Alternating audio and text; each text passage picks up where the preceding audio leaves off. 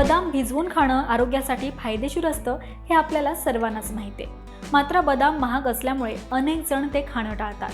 पण तुम्हाला माहिती आहे का, बदाम व्यतिरिक्त इतरही अशा काही गोष्टी आहेत ज्या खाऊन तुम्ही शक्ती आणि स्टॅमिना देखील वाढवू शकता.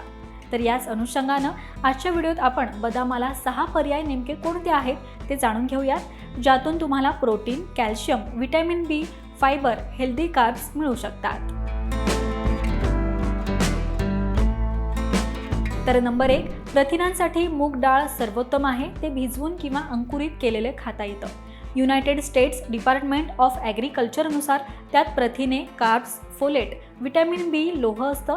त्यामुळे संपूर्ण शरीरातील कमजोरी दूर करू शकते. त्यासाठी मूग डाळीचं तुम्ही सेवन करू शकता. नंबर 2, शेंगदाण्याचं सेवन करा, ज्याला गरिबांचा बदाम म्हटलं जातं. स्वस्त असूनही त्यात बदामाचे सर्व गुण मिळतात.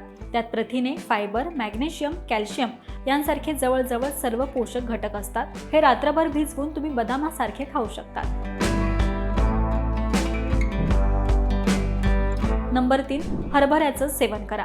याच्या प्रत्येक दाण्यामध्ये घोड्यासारखी ताकद असते.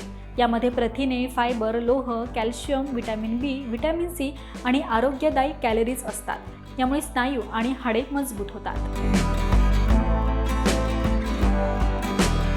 नंबर 4, तुम्ही अंजीर भिजवून खाऊ शकता. त्यात असलेले फायबर बद्धकोष्ठता आणि पचन बरं करतं. तसेच यामुळे शरीराला अधिक पोषण मिळतं आणि स्टॅमिना देखील वाढतो.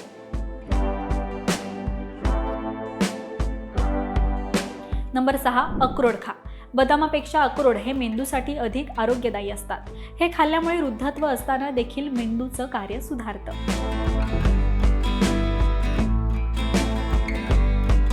तर आजच्या व्हिडिओत आपण बदामाला पर्याय म्हणून कशाचं सेवन करता येऊ शकतं हे जाणून घेतलं. तर ही माहिती तुम्हाला कशी वाटली हे कमेंट करून नक्की सांगा. पाहत रहा महाराष्ट्र टाइम्स. धन्यवाद.